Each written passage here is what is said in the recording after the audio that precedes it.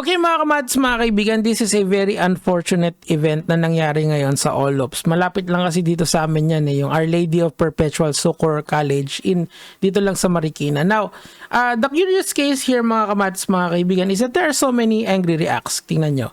Sobrang dami yan. And of course, yung mga reacts, pero it's just to mock kung ano man yung nakasulat dito in my opinion. Now, for the sake of transparency mga kamads, mga kaibigan, we will be reading all the information that we will get from the side of Olops and the side of the alleged students na nagrereklamo tungkol dito. I will first read this mga kamatis, a very unfortunate incident that happened yesterday, February 22, 2025 at 9:27 a.m. within the school premises, which caused the demise of one of our senior high school students, Sean Michael Eustaquio. Okay, sorry kung hindi ko nabasa ng tama yung pangalan, let's call him Sean. So, was playing basketball during our yearly senior high mini Olympics when he suddenly collapsed. Despite the urgent response from our experienced emergency medical responder prior to the arrival of the ambulance, unfortunately, Sean expired at the hospital at around 11:06 a.m.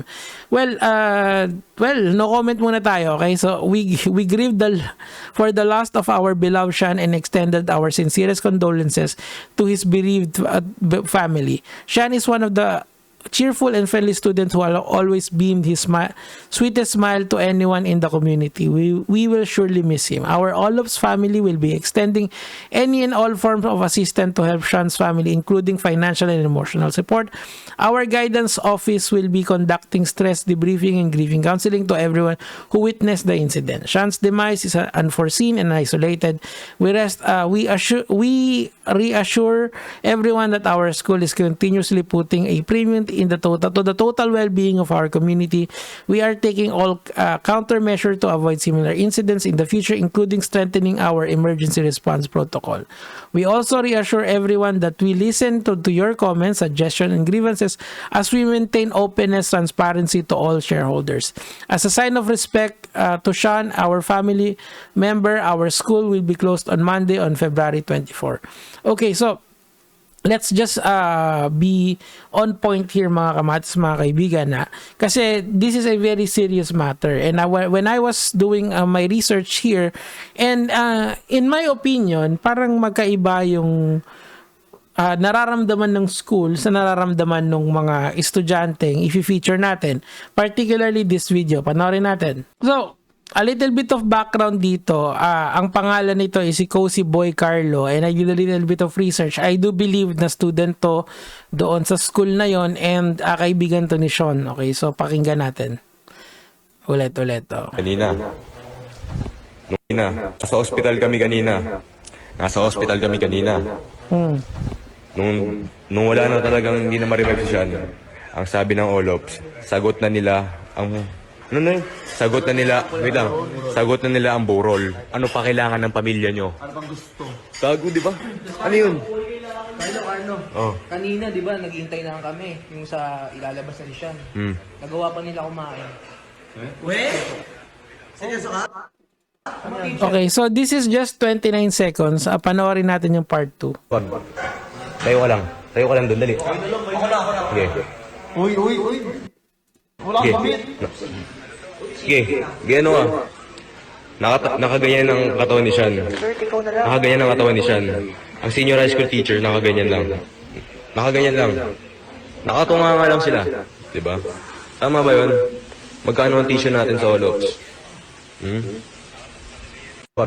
Okay, so hindi ko ini-invalidate yung nararamdaman ng mga students na to, pero kasi kung yung teacher is not equipped with anything, with any medical training, hindi niya pwedeng galawin yung unconscious body. Unfortunately, may kaso yun pag ginalaw niya. This is what I understand from different things na nangyayari. Di ba kapag may na-aksidente, hindi mo dapat galawin yun. Kailangan antayin mo yung EMT or antayin mo yung ambulansya. Kung may nurse, doon lang pwede, or may doktor, doon lang pwede. Kasi nga yung pag-a-apply ng first aid is very serious, okay? Now, kung titignan mo, parang magkaiba yung statement ng Olops at saka nitong mga to na seemingly mga eyewitnesses doon sa nangyari. Now, a very curious post mga kamatis, mga kaibigan, ang natagpuan ko po sa Reddit. Babasahin po natin. Ito po ay galing sa r/Marikina and sa Reddit po ito, isang subreddit. And ang nag-post po nito is si motor_chemical577. For the sake of transparency mga lods, babasahin ko na lang po siya. Today was the intramurals of the SHS MS Olops. During the game, a player, let's call him S for simplicity, collapsed and went into a seizure. No physical contact was made during this and there was no medical team on court. Instead, a PE teacher performed a CPR. It was done after the seizure when S was already unconscious. Okay, so this is the post. The student tried to help to get help from the outside, but you know what happened? The guard said bawal lumabas. It was said that it was the students. It was said that it was the students, not the admins, though this is not sure and unconfirmed, who called 616 for emergency assistance. During this, it took 20 minutes before the ambulance arrived. When the school nurses finally arrived, instead of providing proper medical care, they simply made S smell something on a cotton ball. Ito yung siguro ito yung pampagising pag nahinimatay ka. I forgot the chemical name, pero siguro yan yung pinaamoy nila. Smelling salts yata yung generic name nun, but I'm not sure. I-google nyo na lang. And what is Olops doing now? Trying to save face. They've closed the comment section, deleted comments, and keep ending the current events live stream, another event live stream, not the intramurals, to hide the angry reactions and criticism. To S, I might not have been the closest person to you, but I hope you are at peace in heaven. Grabe to. To all of, stop trying to cover this up. Your history is so messed up. Systems like messed up system just keeps growing. And no, we have not forgotten about the R incident either. To the student, here's another reason not to go to Olops. Okay, if there are contexts that should be added here, I may not know or I may have missed. Please comment them. Thank you. Okay, so and eto na nga, dumagsa na yung ng mga parents. Ito, parents daw na nagrereklamo to. My son just told me that the students are now planning to bring flowers and candles to Olops gym and the prayers for him. Okay, so ito na yung mga yan. Okay, and ito naman po, kasi marami talaga nagrereklamo. Itong mga reklamo na to, we will just brush through it. And yung iba kasi rito are very controversial in nature. So, I would leave it here. Kung gusto nyo basahin, just pause the video and basahin nyo. Pero, for the sake of transparency mga kamads, mga kaibigan, we will be collecting all of this information and just placing it here. Okay, so eto sabi dito, additionally, I remember before when they said na may concern about sa school, sa kanila muna magreklamo bago sa DepEd. What was the reason? To save your name from DepEd. Actually, it's an administrative matter kasi kaya yan yung ginagawa ng school bago mo sila i-escalate sa DepEd. Pero it's really up to you kung gusto mo silang ireklamo sa DepEd. But yun nga yun, para iayusin nila yan. Kasi ang DepEd kasi ang gagawin nila, i-redirect rin nila yan dun sa school. And kapag nakitaan nila talaga ng mali, doon lang sila kikilos, diba? So if it's an administrative matter, the school usually takes care of itself. Okay, but it is always in your right to go to the government body such as the DepEd kung gusto nyo magreklamo. Kapag nag-voice out naman kami, y'all doing was to gaslight us and manipulate us. No action was taken always. Marami ng issue sa Olops. Okay, so hindi na natin babasahin yan. Pero etong mga to, these are, well, this is not administrative in nature, if you get my drift. I suggest kung meron pong mga ganitong klaseng mga issue, please consult a lawyer. Okay. Please for students, we need to voice our voice because walang mangyayari if we are being too afraid to speak sa mga issue na nangyari sa loob ng school natin. May you rest in peace and find your justice.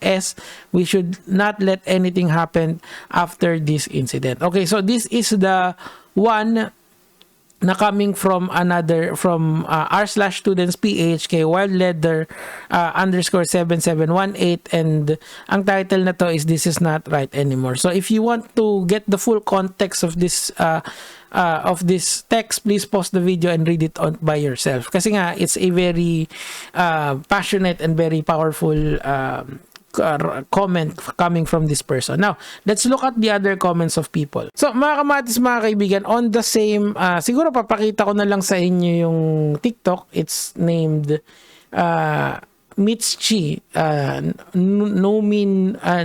Noni Muna, okay.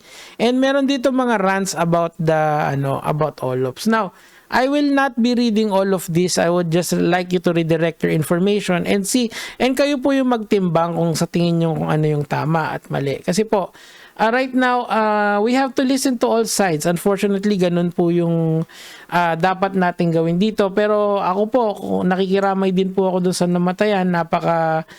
It's too soon, ika nga, dahil batang-bata pa si Sean. Now, I did a little bit of research and I saw Sean.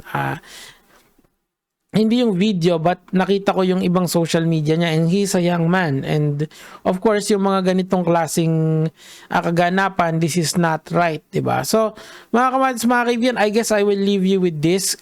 Sa tingin nyo, sa lahat ng mga nakuha nating information, who would you believe? Okay, so, or is there a common ground na pwede nating pagkasundoan dito? Kasi it's, in my opinion, it's very polarizing yung side ng student at saka side ng school, di ba? Kasi nga, of course, they would identify more with Sean dahil si Sean ay student. But then again, there are technicalities dito that we should take in account. Pero in my opinion, again, kasi nga, meron kasing konsepto sa ating batas called locus parentis on students, on teachers.